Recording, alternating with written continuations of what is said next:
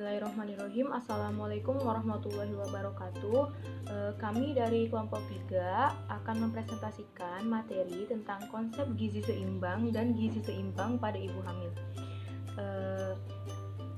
Sebelum ke materi, saya ingin memperkenalkan terlebih dahulu anggota kelompok kami, yaitu Aas Nur Fajriyah, Iis Nur Fauziah, dan Nur Sekar Ramadina. Langsung saja masuk ke materinya, yaitu yang pertama, pengertian gizi. Dalam Kamus Besar Bahasa Indonesia disebutkan bahwa gizi adalah zat makanan yang diperlukan bagi pertumbuhan dan kesehatan badan. Gizi adalah suatu proses organisme menggunakan makanan yang dikonsumsi secara normal melalui proses digesti, absorpsi, transportasi, penyimpanan, metabolisme, dan pengeluaran zat-zat yang tidak digunakan untuk mempertahankan kehidupan, pertumbuhan, dan fungsi normal dari organ-organ, serta menghasilkan energi. Nah, kata gizi ini merupakan kata yang relatif baru dikenal sekitar tahun 1857. Kata gizi berasal dari bahasa Arab yaitu giza, yang berarti makanan. Dalam bahasa Inggris, food menyatakan makanan, pangan, bahan makanan. Selanjutnya yaitu pengertian gizi seimbang. Gizi seimbang adalah makanan yang dikonsumsi oleh individu sehari-hari yang beraneka ragam dan memenuhi 5 kelompok zat gizi dalam jumlah yang cukup, tidak berlebihan dan tidak kekurangan. Menu seimbang adalah menu yang terdiri dari beraneka ragam makanan dengan jumlah dan proporsi yang sesuai, sehingga memenuhi kebutuhan gizi seseorang guna pemeliharaan dan perbaikan sel-sel tubuh dan proses kehidupan serta pertumbuhan dan perkembangan. Selanjutnya yaitu piramida gizi seimbang atau yang disebut juga dengan triguna makanan. Nah, yang pertama yaitu sumber zat tenaga, yaitu padi-padian dan umbi-umbian serta tepung-tepungan yang digambarkan di dasar kerucut. Nah, yang kedua yaitu ada sumber zat pengatur berupa sayuran dan buah-buahan yang digambarkan di bagian tengah kerucut. Dan yang ketiga yaitu sumber zat pembangun, ada kacang-kacangan, makanan hewani, dan hasil olahan yang digambarkan pada bagian atas kerucut. Selanjutnya yaitu faktor yang mempengaruhi penyusunan gizi seimbang, yaitu yang pertama ekonomi, terjangkau dengan keuangan keluarga. Yang kedua itu sosial budaya, yaitu tidak bertentangan. Yang ketiga kondisi kesehatan, keempat umur, 5 berat badan, 6 aktivitas, 7 kebiasaan makan, suka atau tidak suka, like or dislike, dan yang kedelapan yaitu ketersediaan pangan setempat. Selanjutnya yaitu 13 pesan umum gizi seimbang. Yang pertama yaitu makanlah aneka ragam makanan. Makan makanan yang beraneka ragam itu sangat bermanfaat untuk kesehatan. Makanan harus mengandung unsur zat gizi yang diperlukan tubuh, baik kuantitas maupun kualitas. Idealnya itu adalah ada zat tenaga, zat pembangun, dan zat pengatur. Nah, yang kedua yaitu makanlah makanan untuk memenuhi kecukupan energi. Kebutuhan energi dapat tercukupi dengan mengonsumsi makanan sumber karbohidrat, protein, dan lemak. Tanda kecukupan energi dapat dipantau dengan keadaan berat badan yang normal. Nah, pemantauan berat badan ini dilakukan pada bayi, balita, dan usia sekolah dengan menggunakan KMS. Pada orang tua dewasa itu menggunakan indeks massa tubuh, dan pada lansia menggunakan KMS Usila. Nah, kelebihan energi ini dapat disimpan dalam bentuk lemak atau jaringan lain. Bila kelebihan tersebut berlanjut, maka akan timbul penyakit hipertensi, jantung, dan lain-lain. Nah, sedangkan untuk menutupi kekurangan energi ini diambilkan cadangan energi dari jaringan otak atau lemak. Bila keadaan ini berlanjut, nanti sebabkan penurunan daya kerja atau produktivitas kerja, prestasi, belajar, dan kreativitas, penurunan berat badan, dan kekurangan gizi lain. Nah, yang ketiga yaitu makanlah makanan sumber karbohidrat setengah dari kebutuhan energi. Dua kelompok karbohidrat adalah karbohidrat kompleks dan karbohidrat sederhana. Golongan karbohidrat kompleks ini yaitu padi-padian, umbi-umbian, serta tepung, sagu, dan pisang. Karbohidrat kompleks ini penyerapannya lebih lama sehingga tidak membuat mudah lapar. Golongan karbohidrat sederhana itu ada gula yang menyebabkan mudah lapar. Nah, pembatasan konsumsi gula ini dianjurkan sampai 5% dari jumlah kecukupan energi atau kurang lebih 3-4 sendok makan setiap hari. Apabila energi yang diperoleh dari makanan sumber karbohidrat kompleks atau selain gula ini melebihi 60% atau 2/3 bagian dari energi yang dibutuhkan, maka kebutuhan protein, vitamin, dan mineral ini sulit dipenuhi. Yang keempat yaitu batasi konsumsi lemak dan minyak sampai seperempat dari kecukupan energi. Adapun guna lemak dan minyak adalah untuk meningkatkan jumlah energi, membantu penyerapan vitamin A, D, E, K atau ADEK, dan menambah lezat hidangan. 3. Golongan lemak. Lemak yang mengandung asam lemak tak jenuh ganda itu paling mudah dicerna. Lemak yang mengandung asam lemak tak jenuh tunggal itu mudah dicerna, dan lemak yang mengandung asam lemak jenuh itu sulit dicerna. Makanan yang mengandung asam lemak tak jenuh ganda dan tak jenuh tunggal ini berasal dari nabati, kecuali minyak kelapa. Sedangkan makanan sumber asam lemak jenuh ini berasal dari hewani. Yang kelima yaitu gunakan garam yang beriodium. Garam yang beriodium ini dianjurkan adalah garam dengan KiO3 atau kalium iodat sebanyak 30-80 ppm. Sesuai Kepres nomor 69 tahun 1994 menyatakan bahwa kekurangan iodium ini dapat mengakibatkan gangguan akibat kekurangan iodium, yaitu seperti gondok, kreatin, dan penurunan IQ. Yang keenam yaitu makanlah makanan sumber zat besi. Zat besi merupakan unsur penting untuk pembentukan sel darah merah. Kekurangan zat besi ini dapat berakibat anemia gizi besi atau AGB. Adapun tanda-tanda AGB yaitu pucat, lemah, lesu, pusing, dan penglihatan berkunang-kunang. Terus juga kadar hemoglobin ini kurang dari normal. Resiko AGB bagi ibu hamil adalah BBLR, perdarahan dan kematian. Bagi anak-anak adalah kemampuan belajar turun, sedangkan bagi orang dewasa adalah penurunan produktivitas kerja. Nah, sumber utama zat besi adalah bahan pangan hewani dan kacang-kacangan serta sayuran berwarna hijau tua. Zat besi pangan asal hewani lebih mudah diserap yaitu 10-20% daripada zat besi pangan asal nabati yaitu 1-2%. Program pemberian tablet tambah darah atau TTD bagi ibu hamil adalah 1 tablet tambah darah selama 90 hari. Untuk balita yaitu dapat diberikan preparat besi dalam bentuk sirup kandungannya yaitu 1 TTD atau tablet tambah darah yaitu 200 mg ferrosulfat sama dengan 60 mg besi elemental plus 0,25 mg asam folat. Nah, yang ketujuh selanjutnya itu yang ketujuh yaitu berikan ASI saja pada bayi sampai umur 6 bulan dan tambahkan empasi sesudahnya. ASI ini merupakan makanan terbaik bayi. Pemberiannya yaitu 0-6 bulan. ASI eksklusif yaitu pemberian ASI saja tanpa makanan lain. Kegagalan ASI eksklusif ini sebabkan jumlah sel otak berkurang 15-20%. Sedangkan empasi yaitu makanan atau minuman pendamping ASI untuk memenuhi kebutuhan gizinya. Selanjutnya itu yang ke-8, biasakan makan pagi. Nah, manfaat dari makan pagi adalah untuk memelihara ketahanan fisik, mempertahankan daya tahan tubuh, meningkatkan produktivitas kerja, dan meningkatkan konsentrasi belajar. Nah, kebiasaan makan pagi ini membantu memenuhi kecukupan gizi sehari-hari. Sedangkan resiko tidak membiasakan makan pagi ini adalah dapat terjadi gangguan kesehatan yang berupa menurunnya kadar gula darah. Yang ke-9 yaitu minumlah air bersih, aman, yang cukup jumlahnya. Air yang kita minum ini harus bersih dan aman, bebas dari kuman. Fungsi air yaitu dalam tubuh untuk melancarkan transportasi zat gizi dalam tubuh, mengatur keseimbangan cairan dan garam mineral dalam tubuh, mengatur suhu tubuh, melancarkan dalam buang air besar dan buang air kecil. Kebutuhan air minum kurang lebih 2 liter sehari per 8 gelas sehari. Dengan kecukupan air minum dapat mencegah dehidrasi dan menurunkan resiko batu ginjal. Selanjutnya yang ke-10 yaitu lakukan aktivitas fisik secara teratur. Nah, manfaat dari melakukan aktivitas fisik ini adalah meningkatkan kebugaran, mencegah kelebihan berat badan, meningkatkan fungsi jantung, paru-paru, dan otot, memperlambat proses penuaan. Olahraga teratur ini disesuaikan dengan usia, jenis kelamin, pekerjaan, dan kondisi kesehatan. Salah satunya itu dengan membiasakan jalan kaki dengan jarak tempuh kurang lebih 50-100 meter. Selanjutnya yaitu pesan yang ke-11, hindari minuman yang beralkohol.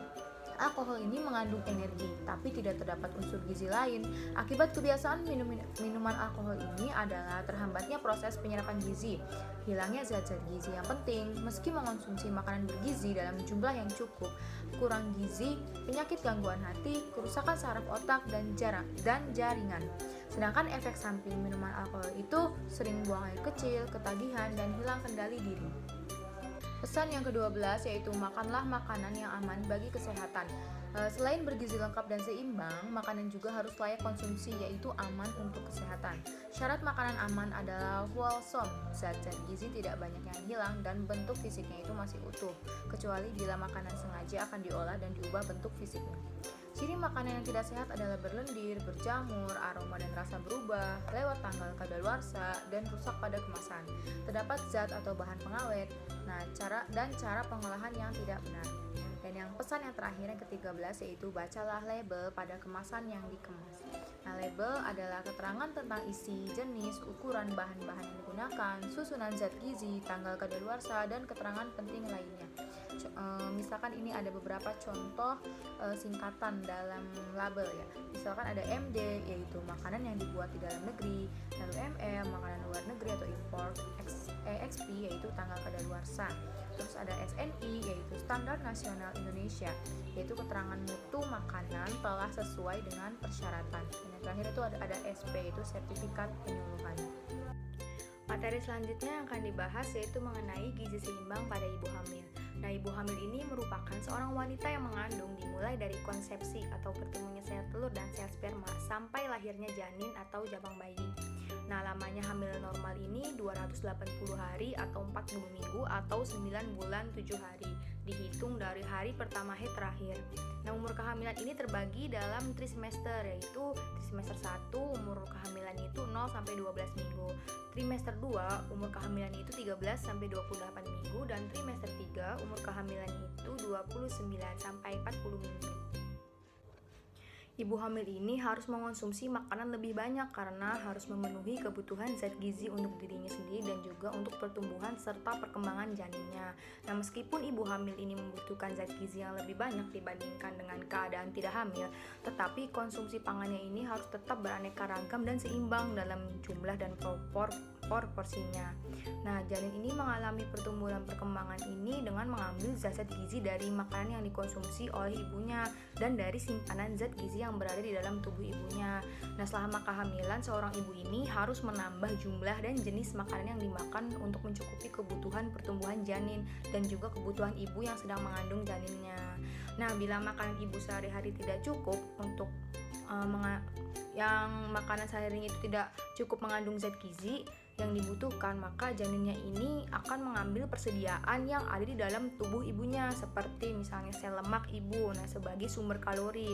Kemudian ada zat besi dari simpanan di dalam tubuh ibu sebagai sumber zat besi janin. Kemudian juga beberapa zat gizi tertentu tidak disimpan di dalam tubuh, seperti vitamin C dan juga vitamin B yang banyak terdapat di dalam sayuran dan buah-buahan. Nah, sehubungan hal itu, ibu hamil ini harus mempunyai status gizi yang baik dan mengonsumsi makanan yang beraneka ragam, baik porsi maupun jumlahnya. Kenyataannya nih, di Indonesia masih banyak ibu-ibu yang saat hamil ini mempunyai status gizinya kurang. Misalnya ibu hamil ini mengalami badannya itu kurus, kemudian menderita anemia. Nah, hal ini nih dapat disebabkan karena asupan makanannya itu selama kehamilan tidak mencukupi untuk kebutuhan dirinya sendiri dan janinnya. Nah, selain itu juga kondisi ini dapat diperburuk oleh beban ibu hamil yang biasanya sama atau lebih berat dibandingkan dengan sebelum hamil. Itu dilihat dari beban kerja ibu hamil. Kemudian janinnya juga tidak mendapatkan zat gizi yang dibutuhkan sehingga mengganggu pertumbuhan dan perkembangannya. Selanjutnya, pada setiap tahap kehamilan, seorang ibu hamil ini harus membutuhkan makanan dan kandungan zat-zat yang bergizi yang berbeda-beda. Nah, tadi harus mengkonsumsi pangannya ini tetap beraneka ragam dan seimbang dalam jumlah dan proporsinya. Nah, pada trimester pertama ini saat kehamilan mencapai usia 1-3 bulan adalah masa penyesuaian tubuh ibu terhadap awal kehamilannya. Nah, karena pada 3 bulan pertama ini pertumbuhan janin masih lambat, jadi penambahan kebutuhan zat-zat gizinya ini pun masih relatif kecil.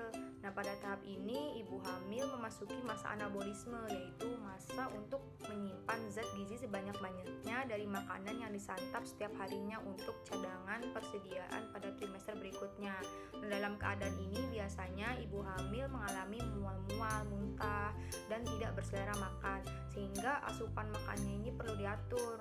Nah, makanan sebaiknya ini diberikan dalam bentuk kering, kemudian porsinya kecil atau sedikit, dan frekuensinya ini pemberiannya ya yang kurang lebih ya sering. Selanjutnya, memasuki trimester kedua, saat kehamilan berusia 4-6 bulan, janin ini mulai tumbuh pesat dibandingkan dengan sebelumnya. Nah, kecepatan pertumbuhannya itu mencapai 10 gram per hari. Tubuh ibunya juga mengalami perubahan dan adaptasi, misalnya pembesaran payudara dan mulai berfungsinya juga rahim serta plasenta. Untuk itu, peningkatan kualitas gizinya ini sangat penting karena pada tahap ini ibu mulai menyimpan lemak dan zat gizi lainnya untuk cadangan sebagai bahan pembentuk ASI saat menyusui nanti. Sedangkan pada tahap trimester ketiga, ketika usia kehamilan mencapai 7-9 bulan, dibutuhkan vitamin dan mineral untuk mendukung pesatnya pertumbuhan janin dan pembentukan otak. Nah, kebutuhan energi janin ini didapat dari cadangan energi yang disimpan ibu selama tahap sebelumnya. Dengan kondisi semacam itu, pola konsumsi ibu hamil ini mengandung 3 golongan utama makanan yang sangat diperlukan oleh tubuh, yaitu yang pertama sumber zat tenaga yang didapat dari makanan yang bersumber karbohidrat dan lemak seperti padi-padian, kentang, umbi-umbian, jagung, sagu, tepung-tepungan, roti, mie, minyak, dan mentega. Kemudian yang kedua, sumber zat pembangun berasal dari konsumsi protein seperti daging, tahu, tempe, ikan, dan kacang-kacangan. Kemudian yang terakhir, sumber zat pengatur yang berasal dari vitamin dan mineral yang didapat dari sayuran dan buah-buahan. Nah, untuk memenuhi ketiga unsur gizi penting itu, ibu hamil dianjurkan mengonsumsi bahan makanan secara proporsional yang meliputi padi-padian atau serealia, kacang-kacangan, daging, ikan, telur, sayur, buah, susu, dan lemak. Selanjutnya, pada ibu hamil ini membutuhkan kandungan-kandungan gizi seperti kalori. Nah, banyaknya kalori yang dibutuhkan selama kehamilan hingga melahirkan sekitar 80.000 kalori atau membutuhkan tambahan 300 kalori sehari atau perharinya. Nah, kebutuhan kalori tiap trimesternya ini berbeda-beda. Yang pertama, trimester 1 ini kebutuhan kalorinya meningkat secara minimalis. Sedangkan trimester kedua, kebutuhan kalorinya ini akan meningkat untuk kebutuhan ibu yang meliputi penambahan volume darah, pertumbuhan uterus, payudara, dan lemak. Kemudian trimester ketiga, kebutuhan kalorinya ini akan meningkat untuk pertumbuhan janin dan plasenta. Selanjutnya itu protein. Nah, ibu hamil ini membutuhkan sekitar 60 gram setiap harinya atau 10 gram lebih banyak dari kondisi sebelum ibu hamil. Nah, kebutuhan protein ini bisa didapat dari nabati maupun hewani. Nah, sumber protein hewani ini seperti daging yang tak berlemak, kemudian ikan, telur, susu. Sedangkan sumber nabati seperti tahu, tempe, dan kacang-kacangan. Protein ini digunakan untuk pembentukan jaringan baru baik plasenta dan janin, kemudian untuk pertumbuhan dan diferensiasi sel, untuk pembentukan cadangan darah, dan juga untuk persiapan masa menyusui. Selanjutnya yaitu asam lemak esensial. Nah, asam lemak esensial ini pada simpanan jaringan lemak ibu memiliki 2 jenis asam lemak. Yang pertama yaitu asam lemak omega 3, yaitu asam lemak linoleat yang terdiri dari eicosapentaenoat dan asam deicosahexaenoat. Nah, asam lemak omega 3 pada ibu hamil dan menyusui ini berfungsi untuk mempengaruhi membran sel-sel saraf, untuk mempengaruhi fungsi otak, untuk pertumbuhan dan perkembangan plasenta dan fetus, kemudian untuk mencegah aterosklerosis dan penyakit jantung koroner, serta penyembuhan penyakit nefritis dan artritis. Kemudian jenis asam lemak yang kedua yaitu asam lemak omega 6, yaitu asam lemak linolat yang di dalam tubuh dikonversi menjadi asam lemak arachidonat yang berfungsi untuk membantu pertumbuhan janin serta kesehatan kulit ibu dan janinnya. Kemudian ada karbohidrat. Nah, sumber utama untuk tambahan kalori yang dibutuhkan selama kehamilan untuk pertumbuhan dan perkembangan janin adalah karbohidrat. Nah, jenis karbohidrat yang dianjurkan adalah karbohidrat kompleks seperti roti, serealia, nasi, dan pasta. Kemudian karbohidrat kompleks ini mengandung vitamin dan mineral serta meningkatkan asupan serat untuk mencegah terjadinya konstipasi. Selanjutnya yaitu asam folat. Nah, asam folat ini dibutuhkan untuk membangun sel dan sistem saraf janin. Saat trimester pertama, janin akan membutuhkan 400 mikrogram asam folat per harinya, dan apabila tidak terpenuhi akan membuat perkembangan janin ini tidak sempurna. Nah, atau bisa ini terjadi tanpa batok kepala nanti pada bayi yang setelah lahir, kemudian bibirnya sumbing dan menderita spina bifida atau kondisi di mana tulang belakangnya ini tidak tersambung. Nah, kandungan asam folat ini bisa diperoleh dari buah-buahan, kemudian beras merah, kacang-kacangan, dan beragam sayuran hijau. Selanjutnya yaitu kalsium. Nah, kalsium ini berfungsi untuk pembentukan gigi dan tulang janin di dalam kandungan dan juga mencegah osteoporosis pada ibu hamil. Sumber zat kalsium ini diantaranya adalah susu dan produk olahan susu lainnya. Selanjutnya yaitu yodium. Nah, yodium ini merupakan mineral penting yang berperan pada semua jaringan tubuh manusia. Kecukupan substansi ini dapat turut serta dalam menjaga fungsi tiroid seseorang. Selama 12 minggu kehamilan, kelenjar tiroid janin ini belum aktif. Karena itu, janinnya ini bergantung dengan sumber tiroid yang berasal dari ibunya.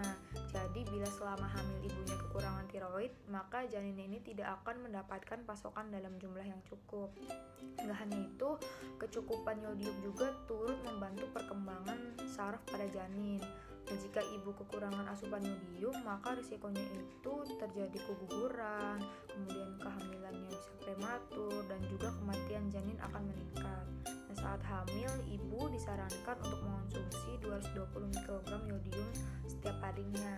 Nah, yodium ini dapat dijumpai pada beberapa produk makanan seperti produk olahan susu, telur, sayuran, dan juga seafood. Nah, dapat juga ditemukan pada garam yang beryodium yang banyak tersedia di pasaran. Selanjutnya, pada ibu hamil juga membutuhkan kandungan gizi seperti seng atau zinc. Nah, seng atau zinc ini sangat penting bagi ibu hamil karena berperan dalam perkembangan janin. Dan jika kekurangan zinc atau seng ini bisa menyebabkan keguguran, kemudian bayi lahir prematur, dan juga bayi lahir cacat. Nah, kebutuhan seng atau zinc per hari pada ibu hamil ini, jika ibu hamilnya berusia kurang dari 19 tahun itu membutuhkan 12 mg. Sedangkan pada ibu hamil yang berusianya lebih dari 19 tahun itu memerlukan 11 mg. Nah, angka kecukupan seng atau zinc yang dianjurkan untuk janin adalah 3-5 mg per harinya. Nah, seperti daging merah, kerang, dan biji-bijian utuh ini merupakan sumber seng atau zinc yang baik.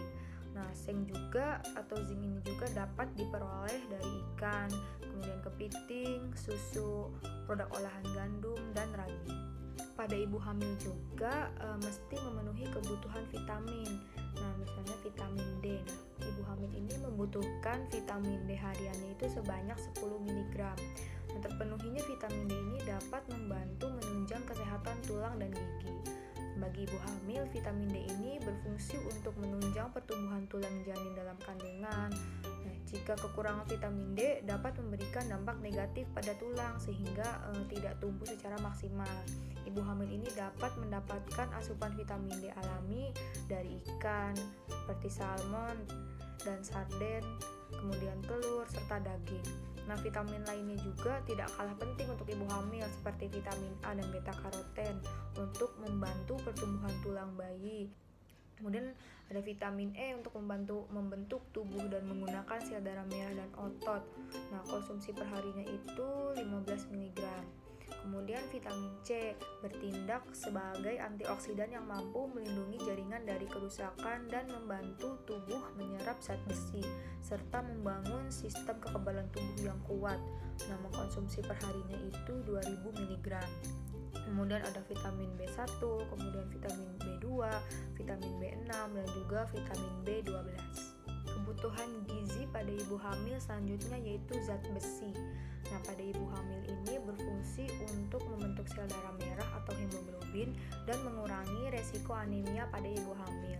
Nah, zat besi ini dibutuhkan ibu hamil setelah usia kehamilan 20 minggu sebanyak 30 mg per harinya dan dapat diperoleh dari hati, ikan, atau daging. Slide selanjutnya ini bisa dilihat terdapat tabel contoh menu sehari atau menu per hari untuk kebutuhan ibu hamil, yaitu terdiri dari bahan makanan, kemudian porsi hidangan sehari, dan juga jenis hidangan. Berikutnya adalah hal-hal yang perlu diperhatikan dalam pemenuhan nutrisi ibu hamil. Nutrisi bagi ibu hamil yaitu untuk pertumbuhan janin yang ada di dalam kandungannya. Dan yang kedua, untuk menjaga kesehatan dan kekuatan badan untuk sang ibu. Nah, hal-hal yang perlu diperhatikan itu yaitu Pertama, ibu harus makan 3 kali sehari. Dan yang kedua, hidangan harus tersusun dari bahan makanan bergizi yang terdiri dari makanan pokok, lauk pauk, buah-buahan, sayur-sayuran, dan diusahakan minum susu 1 gelas 1 hari. Lalu menggunakan aneka ragam makanan yang ada. Lalu memilih berbagai macam bahan makanan yang segar. Faktor-faktor yang mempengaruhi gizi ibu hamil. Yang pertama yaitu umur. Semakin muda umur dari ibu hamil, maka energi yang dibutuhkan itu semakin besar. Dan yang kedua itu berat badan. Berat badan lebih atau kurang dari berat badan rata-rata untuk umur tertentu merupakan faktor yang dapat menentukan jumlah zat makanan yang harus dicukupi selama hamil. Dan yang ketiga, suhu lingkungan. Suhu tubuh dipertahankan pada 36,5-30 derajat Celcius yang digunakan untuk metabolisme optimum. Dan yang keempat, pengetahuan ibu hamil dan keluarga tentang zat gizi dalam makanan. Selanjutnya yang kelima, kebiasaan dan pandangan wanita terhadap makanan. Yang keenam, aktivitas. Semakin banyak aktivitas yang dilakukan, maka semakin banyak energi yang dibutuhkan oleh tubuh. Dan yang ketujuh, status kesehatan. Yang kedelapan, status ekonomi. Status ekonomi maupun sosial mempengaruhi terhadap pemilihan makanan. Tanda-tanda kecukupan gizi pada ibu hamil. Yang pertama, berat badan normal sesuai tinggi dan bentuk tubuh. Dan yang kedua, postur tegak, tungkai, dan lengan lurus. Dan yang ketiga, pencernaan nafsu makan baik. Yang keempat, detak jantung dan iramanya normal, tekanan darah normal sesuai dengan usia. Yang kelima, otot kenyal, kuat, sedikit lemak di bawah kulit. Yang keenam, syaraf perhatian baik, tidak mudah tersinggung, refleks normal, serta mental stabil. Yang ketujuh, vitalitas umum, ketahanan baik, energik, cukup tidur dan penuh semangat. Tungkai kaki tidak bengkak dan normal. Keadaan umum responsif dan gesit.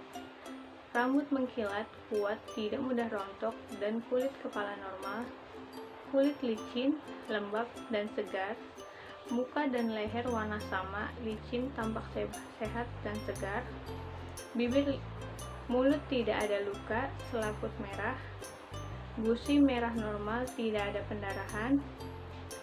Lidah merah normal, licin, tidak ada luka. Gigi tidak berlubang, tidak nyeri, mengkilat, bersih, dan tidak ada pendarahan. Lurus dagu normal. Lalu mata bersinar, bersih, konjungtiva tidak pucat, tidak ada pendarahan. Lalu kelenjar tidak ada pendarahan dan pembesaran, dan yang terakhir kuku keras dan kemerahan. Dampak kekurangan gizi pada ibu hamil. Dampak yang akan terjadi jika ibu mengalami kekurangan gizi saat hamil bisa menyebabkan yang pertama, anemia gizi besi. Ibu hamil dianjurkan agar mengkonsumsi tambahan zat besi atau makanan yang mengandung zat besi seperti hati ayam dan lain-lain. Dan yang kedua, kenaikan berat badan yang rendah selama hamil. Yang ketiga, ngidam dan mual muntah selama kehamilan atau bisa yang disebut dengan hiperemesis gravidarum, yaitu komplikasi dari kehamilan yang menyebabkan mual dan muntah yang terjadi secara terus-menerus dengan mengganggu kehidupan sehari-hari dan menimbulkan kekurangan cairan. Ini juga bisa menyebabkan ibu pingsan dan lemah sehingga memerlukan penanganan yang khusus. Terima kasih, itu presentasi dari kelompok kami. Kurang lebihnya mohon maaf. Wassalamualaikum warahmatullahi wabarakatuh.